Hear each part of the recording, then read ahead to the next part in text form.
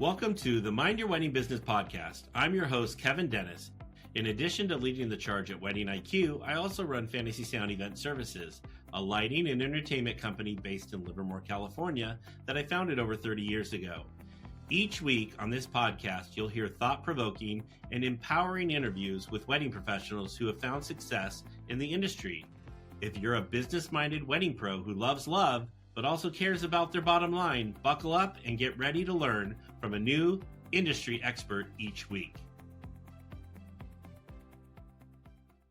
All right, folks, welcome to another episode of Mind Your Wedding Business. I have the one and only Brittany Branson with us here today. So, Brittany, can you tell us a little bit about yourself and how we got you here today? Okay, well, let's see. I'm Brittany. Hi, everyone. I'm a destination live wedding painter based primarily out of DC, New York, and New Jersey. I'm originally a Jersey girl. That's where I'm recording now, even though we now live outside I'm gonna say DC on the you got a little Jersey accent. You come, Yes. you could. Oh yeah, like my first job out of college, I was a teacher at a public charter school in DC, and I hadn't quite lost a lot of it yet. And whenever they would get rowdy, and I would have to yell, "Stop talking!" and then they would just laugh at me, and I had no authority because they just Yeah, I laughed was at gonna me. say. Yeah, that's funny.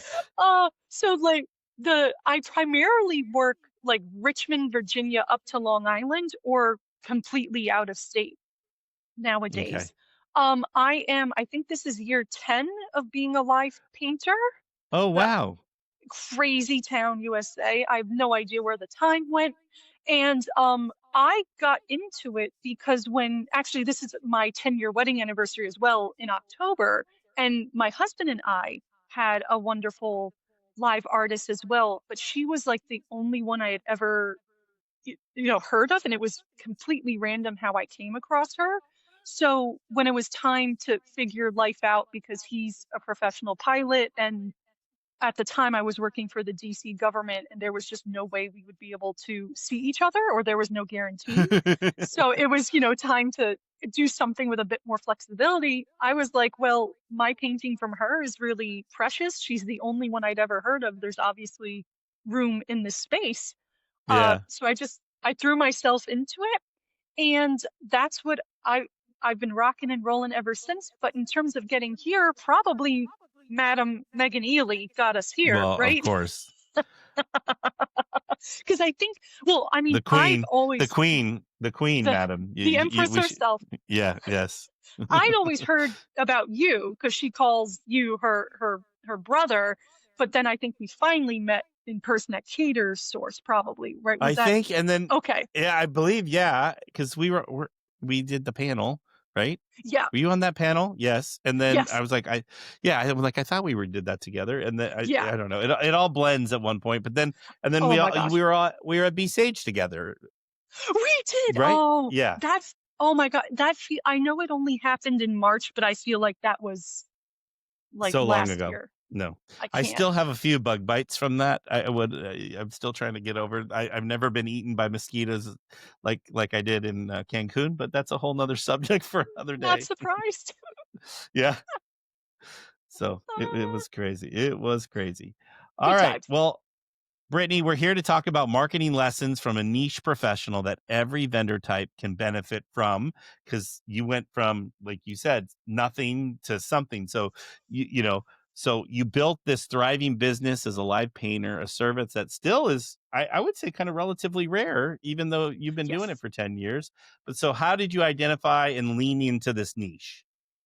Sure. So, I mean, I think actually this is where I feel like a lot of fellow live artists and I kind of bump heads a little bit, because Oh. for me, I got into it first for personal reasons. Like it was the personal reasons first, followed up by strategy, and then the art. So the art was second or third. Whereas I Mm, think if you ask a lot of visual artists, whatever they do, it's for the craft, like the craft comes first, the passion comes first. But for me, the live painting came about to support a lifestyle. mm, Um, and I'm actually a self-taught artist. My specialty is writing and ultimately arts management. But in terms of visual art, I was always a great artist as a kid, but I was really good at, like charcoal colored pencil, more drawing. The painting I had to actually teach myself.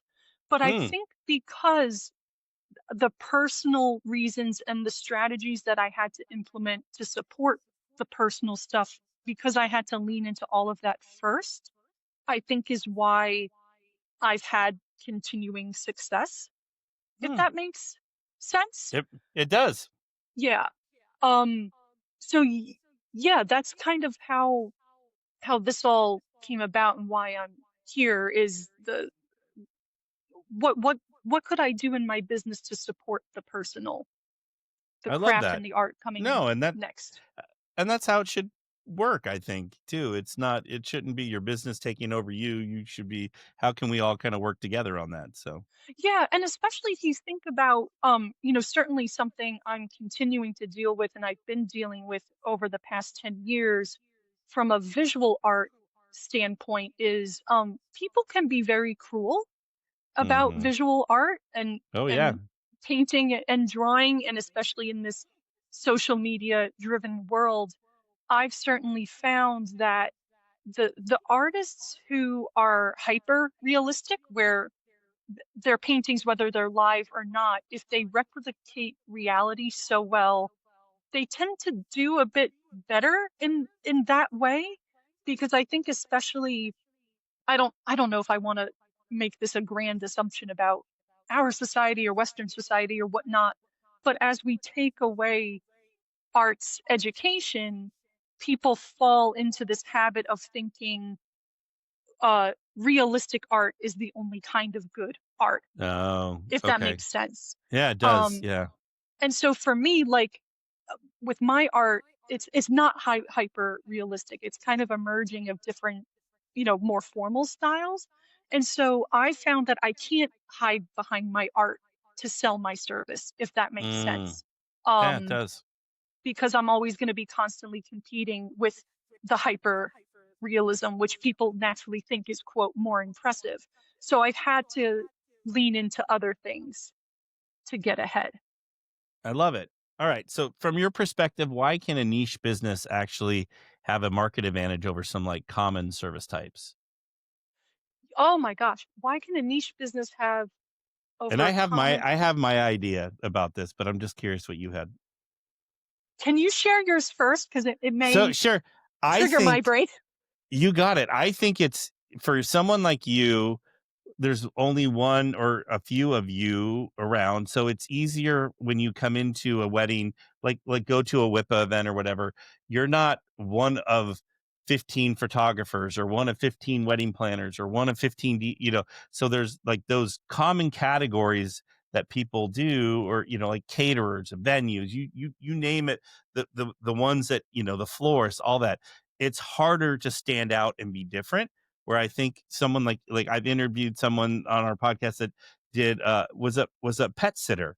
I was like, well, Yes. that's very, you know what I'm saying? Very unique Yeah. and very different. So I think it's easier for you guys to build, like I always say, it's a 2 to 3 year process to build relationships with these people to where you start seeing business. I think it can happen faster for you guys because you're one of one. Like a gentleman, like we had a gentleman in our market that was a cigar roller, and he was the only one doing it. And Yeah. he would roll it right there live at the weddings and at the events. And people saw him do it one time at a industry event, and boom, next thing you know, I was seeing him everywhere at that whole summer. So it was quick, it was quicker with the niche businesses. We're not here to interview Kevin, but that's my take on it. No. So, No. I think that this is what I'll say. I think I agree to a certain point. I Because I feel like I've now that I've hit year 10, I've been dealing with this in some way. I do absolutely agree that there is a novelty to hyper niche businesses that you can sort of ride ride the wave of novelty, right? Because yeah. like, yeah, I've definitely found myself in a room of 20 other different types of wedding vendors. If there's 5 photographers, 4 videographers, 3 DJs, whatever, florists, and then there's one. everyone's hyper curious. It's Hmm. easier, um, and you take that and ride with it. However, what I've been really feeling is as more live artists enter the space, the novelty starts to wear off, right? Like even my best friends in the industry who maybe worked with a live painter once a year, maybe, and now they're working with them, you know, count on how many times counted on both hands, the novelty starts to wear off a bit. Oh, And then okay. there's the challenge of, okay, you were already existing in a niche. The novelty of the niche is, diluted a little bit. We have to niche even further down. And I Mm. and that's always the challenge, and especially the challenge with non-novelty businesses like photographers, videographers, where there's a lot of work and opportunity to be done, because yeah, you are competing against sometimes hundreds within Oh, one Facebook yeah. post of someone looking for Yeah. your service. Yeah.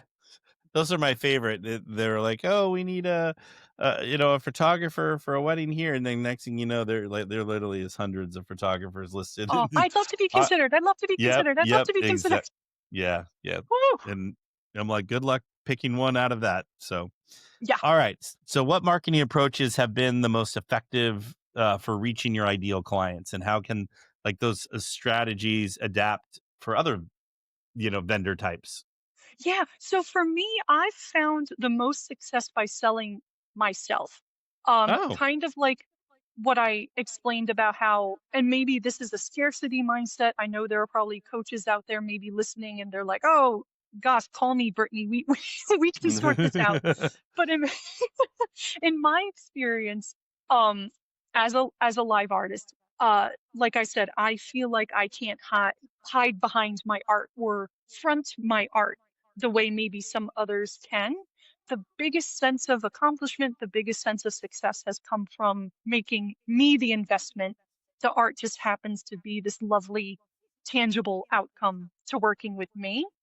And so for me, that means tapping into a lot of things that only I can bring, and thus only working with me will get you. And for me, for the past 10 years, it's been leaning into my husband, who's that professional pilot. He really is, he's amazing personally, but he is a business asset in terms of I can travel around for cheaper if you need me. Oh, You know okay. what I mean? Yeah. Like I was telling the story the other day about how there was a situation in the middle of COVID where was already booked for a wedding, I think in Dallas on a Friday, and a mom in New Jersey frantically called me saying like, I'd love to hire you because my daughter's New Jersey wedding just got, shot with the COVID restrictions. I'd love to gift her something special. Can you make it Saturday? And we entered into contract full knowing that something could ever always go wrong. But, I protected myself, but she was fully Yeah. aware. But there's my husband and I driving between Dallas and Houston at 3 a.m. to make a direct connection to Newark, New Jersey. And the plane, the flight was canceled. Oh, But no. I've got the pilot. So we switched seats. I started driving and he was on his pilot forums, like Yeah. asking people who were awake, like, what's the history of this route? How's the seating looking? Blah, blah, blah. And we made it work. So that's an asset I lean into to develop trust in couples and clients That's of like, that's a you, damn good asset. That's yeah, really but we, but we all have that in some way, right? It may Wait, not yeah, be no, I get it. that, but whether it's your spouse, your mother, your father, your sister, like even for me, I've learned over the years, I've really niched down a bit into realizing that I serve service-minded couples. So the vast majority of my couples are nurses, vet, vet tech, firemen, police, veterans, and my mother's a retired ICU nurse, and we can establish that Bond. connection right Yeah. away. So whatever that asset is for you, whatever makes you the complex completed human, you can only win if you lean into that and make whatever service you provide just this wonderful outcome. And I was at an event, an industry event recently, and they were talking about how I forget who the speaker was off the top of my head right now, but they were basically saying is that people no longer want to buy from a logo, a brand. They want to Yes. buy from a person, and they want to know the person behind that brand. And the more that you put yourself out as the person, which I think is exactly what you're doing, like you said, it's about getting me at your event. And it's different than having X ABC, live painter, you get the Right. Britney And experience. Yeah. exactly. And also, I feel like not enough people lean into their values. Like for me, my Mhm. couples know when they hire me that I'm giving a portion of the proceeds to the local dog rescue where my husband and Oh, I got love our it. two dogs. And then that there's a nice crossover because since we often develop a connection in that way, then the pets are often reflected in the painting, in that Oh, I love that. tangible outcome. It's a lovely full circle thing. So like or even I can say as someone who lives and works in the DC area, a lot of my best vendor friends are very upfront and honest about their politics. That's their Yeah. passion. It works for the area. That's where they live and work. Now that's gonna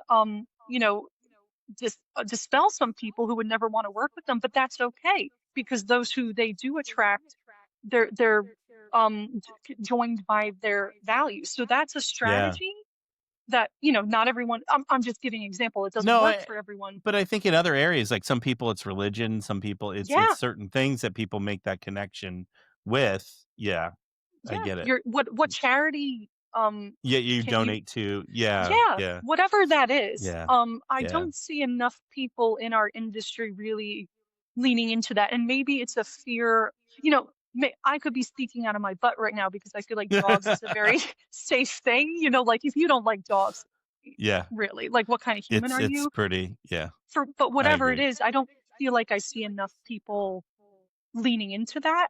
But man, way to establish a connection right off the bat.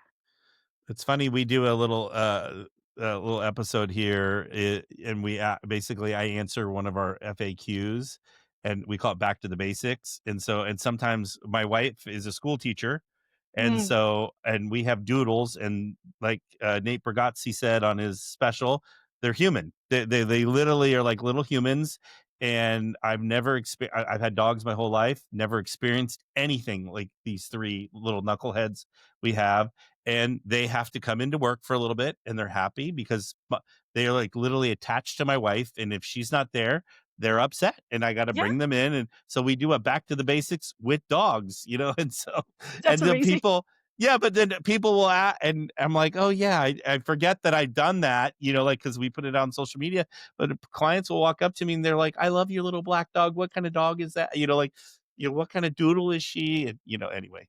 So Oh yeah, but that's like you said, it's a good way to connect with people. So yeah.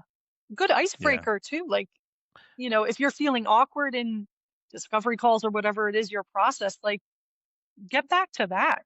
Way to yeah, break the yeah. ice.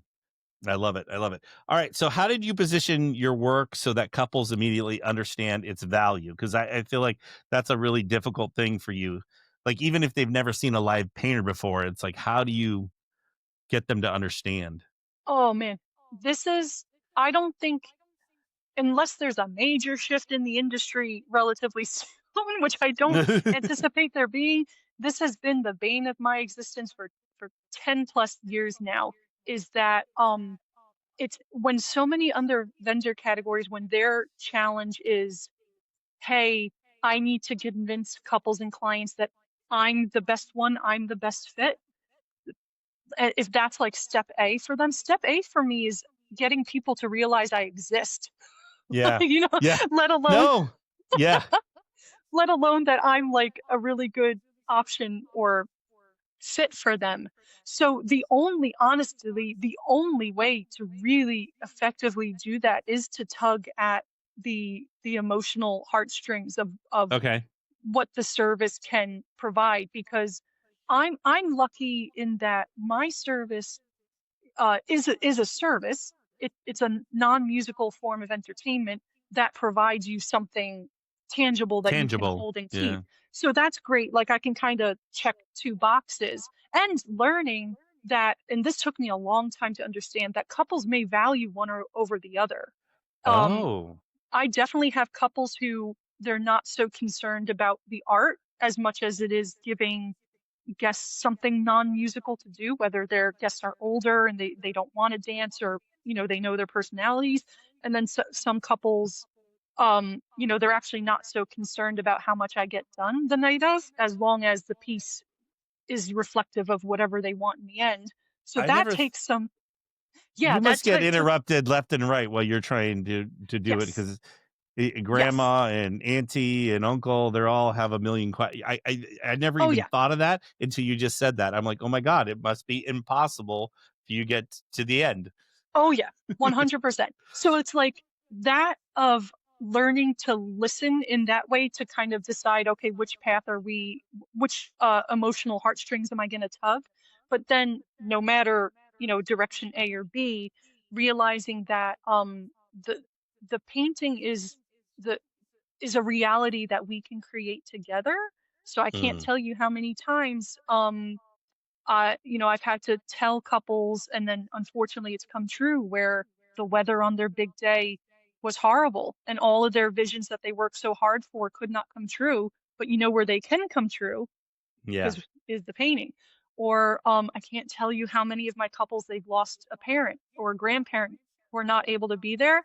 Where can we have them live? In the painting. Yeah. So Yeah. all of these elements, these emotional elements that go into realizing that the painting is where we can create a reality that maybe didn't exist. Um, Mm. that's where you have to learn to tug. And that's awesome. We just recently had a wedding this last weekend where the groom's mom unexpectedly died like 4 weeks before the wedding, and then the gr and then the bride's mom was in the hospital, like, the week of. I was like, "Oh my, these the poor couple." We felt so bad, and they still went forward with everything, but I just felt so bad for them. They're like, "We put so much effort into this, and we just wanna start our lives," and it's like, and life just Oh, dealt them some. Yeah, but it's something like what you could have made it all, brought them all there, and they were all part of the painting. And yeah, that's, I've never even thought of that. So yeah. I got some of my favorite, God bless the photographer. I got some of my favorite photos ever last, wait, oh my gosh, are we coming up close to a year already? Wedding I did in Charlottesville, Virginia, where ironically both the bride and groom both lost their moms at similar times when they were younger. And the bride actually gave the planner like a printout with their mom's like headshots and portraits, and I added them oh into the painting kind of wearing gowns like they maybe would have worn that night.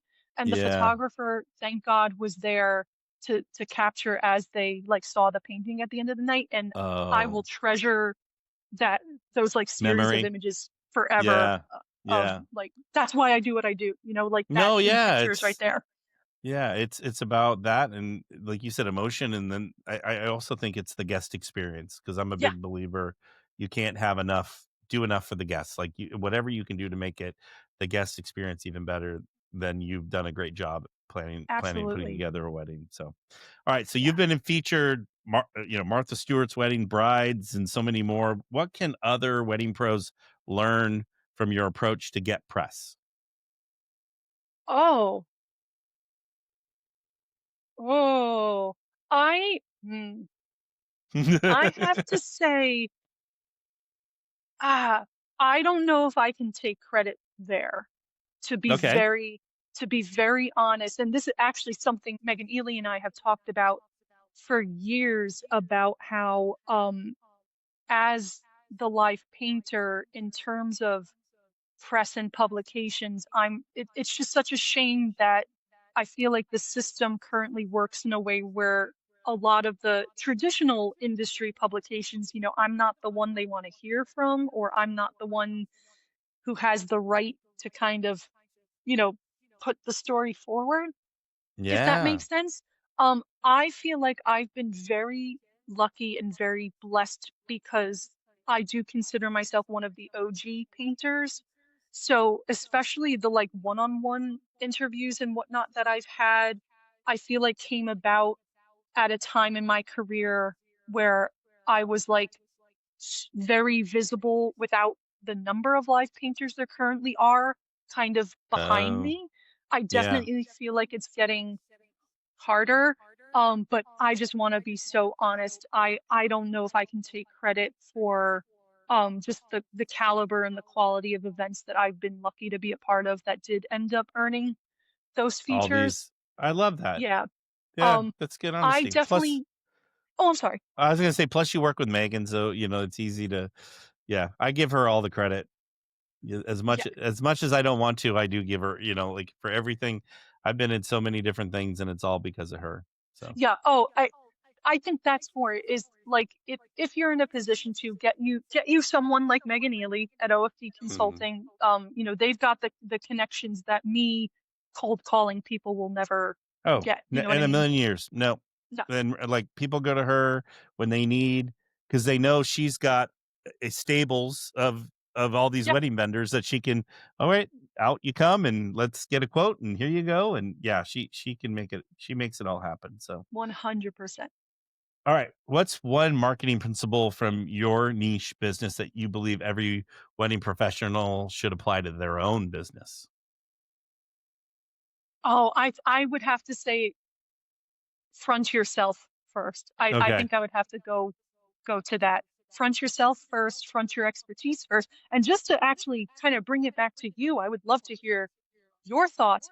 I just got back from New Orleans. I was a speaker at the NAC Huddle Mm-hmm. uh for DJs.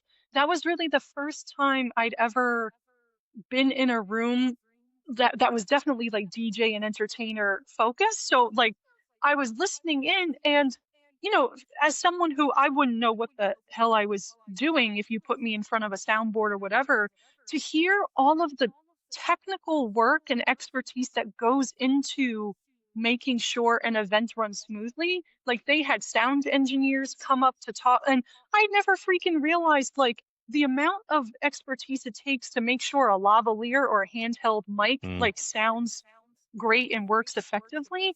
And I'm sitting there listening to all this and I'm like, maybe it's just me, but I don't hear enough DJs front the technical aspect of what it Of it. takes to make an event run smoothly. You know what I mean? Like I would love to hear like if you had when I think back to planning my own wedding or sweet 16 or whatnot, and if in a discovery call with a DJ, if they were walking me through the nerdy aspects of like, we understand how frequency works, so your venue is near this highway and these power lines, like, don't you worry, everyone's going to be able to hear it. I would love that, and I feel like Yeah. maybe it's just me. I don't hear that enough. So even if you think it's like too nerdy or too niche, front it. You will attract the people who will really get it. And I think those are good little short social media clips and that Yes. like yes, because you can educate. And I think the clients that we're starting to sell to, the generation we're starting to sell to now, they want to be educated. They want to know. They want to know how the soup is made. They want to know how it all how it all comes together. So I think that's I think that's good advice because there's so much that you can take into your business and bring it forward and where you're educating this is how I do what I do and this is why and then make you stand out and be different. I agree with you on that for sure. Yeah, like I'm just thinking of I was talking to Ben the sound engineer and my brain was like if I was scrolling and I came across, let's say a DJ on Instagram who said, "Do you want your wedding to sound as good as Taylor Swift? Here's how we Yeah. do that. Here's the equipment she uses, here's what we use." Are you kidding me? I would be Yeah. locked in like there's no question. Um yeah, like lean don't be afraid to get nerdy and that nerdy translates into niche.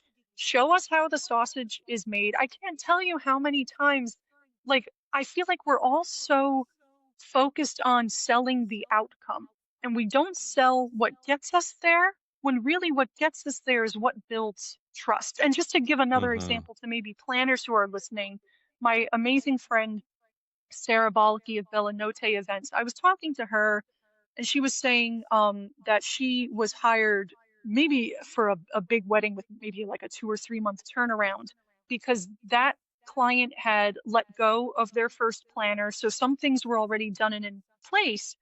And so they hired her. So Sarah took all the contracts and stuff and realized, oh wow, this wedding, let's say it's taking place on a Sunday. This wedding's taking place on a Sunday, but I'm looking at Saturday's event and it looks like we're sharing the same rental company, whatever it is. Why are they charging you for all of these labor fees when they're not striking the equipment and bringing it back? I can save you thousands right there.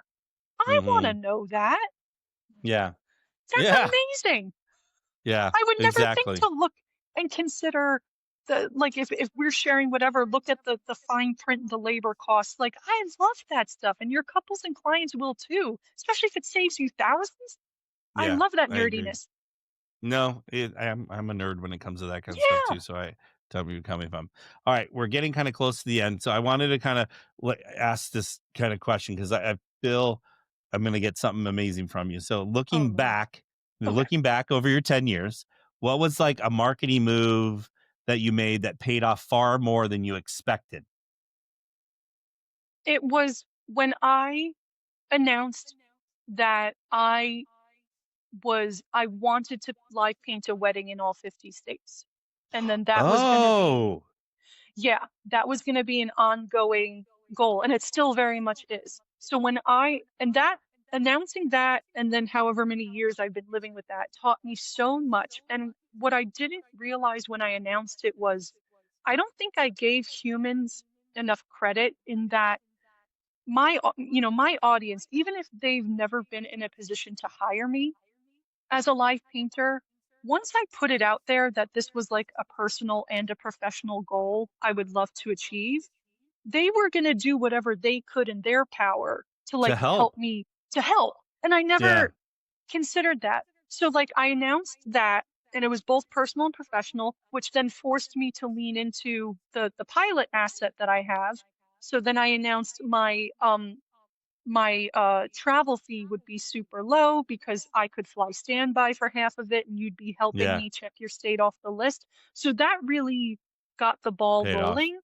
And I found that even though I've only done 23 states or so, there's a I was long going to ways. ask how many. Okay. Yeah. I was like, Yeah, how far are you on that list?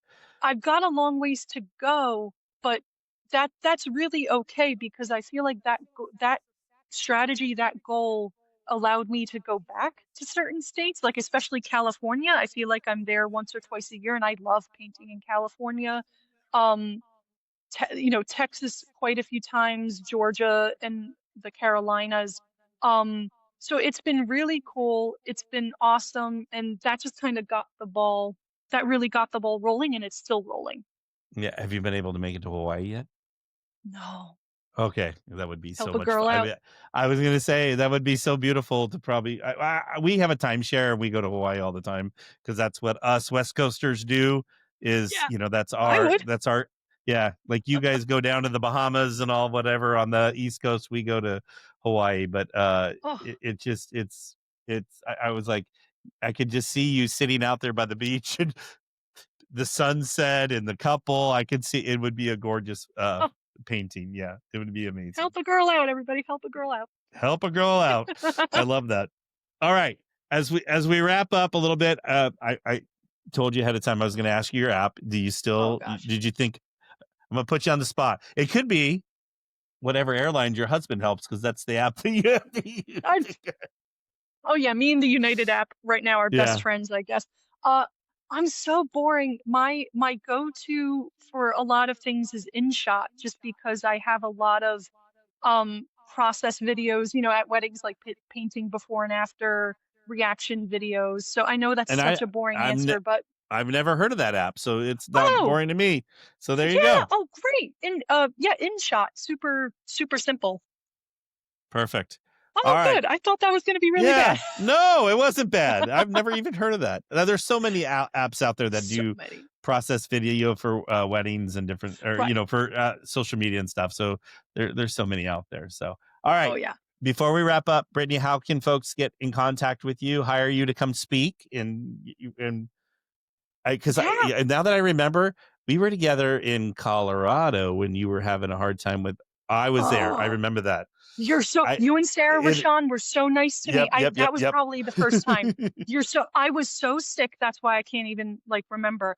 Yes. Oh my gosh. Elevation sickness hit Yeah. me so bad, guys. But if you, I'm super active on Instagram and it's Okay. by Brittany Branson. Website is the same, bybrittnybranson.com. I do have a TikTok, but look, girl can only do so much. Let's just I keep it love to that. there. And then Let's keep it real. pages there. Let's keep it real. All right, folks, we're going to have all that information about Brittany in the show notes and how to contact her and have her come speak, unless you're in Denver. She doesn't want to come back. I don't know how soon you want to go I'll back. just be more strategic about it. It's funny because that year it was last year we were all together in Denver. Yes. I actually made 3 trips to Denver within 4 months with just for working that, because the NACE conference was there, and that's what I ended up being there for. So we were there for 3 different times. But I feel like I go through that Denver airport is my it's my little hub to get me to my next destination, and I feel like I'm in Denver lots of times. So for some reason I'm good. It hasn't affected me yet, so I'm lucky. But it'll probably hit me when in an unopportune time. So anyway. Well, I remember you. I felt so bad. I was getting Megan Ely was blowing up my phone. You got to help her, and I was like, okay. I love you all so much. I see. That's how ill I was. Like I can't. I couldn't even. I think I blocked out, and everyone was so lovely, and I just like blocked. Anyway, all right, Brittany. Thank you for being here. We'll have all our information in the show notes, and we hope to have you back again another time down the road. So you got it. All right. Thanks, folks. Bye. Thank you so much for tuning into another episode of Mind Your Wedding Business, brought to you by Wedding IQ. If you've got a topic you'd love to hear us cover, or if there's an area of your business you're struggling with, let us know and we'd be happy to help. Don't forget to check out our other episodes on Apple, Spotify, YouTube, or wherever you get your podcasts. And if you're a fan, we'd really appreciate it if you would subscribe and left a review. It helps more wedding pros find us and learn more from our guests too. Thanks again for listening to Mind Your Wedding Business. We'll catch you next time.